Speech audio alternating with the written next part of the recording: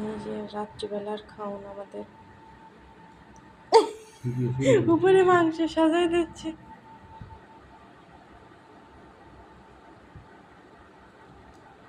এটা খাওয়া দাওয়া করলেই আমাদের ঘুম চলে আসবে, তারপরে ঘুমোতে হবে। ঘুম চলে আসবে কি, ঘুম অলরেডি লাগছে। তুমি হাড্ডিটা আমার দিতেছো না?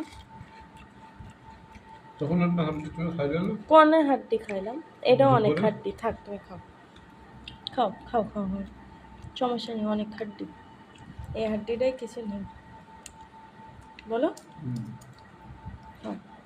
আলুটাও দিয়া পারফেক্ট হয়েছে।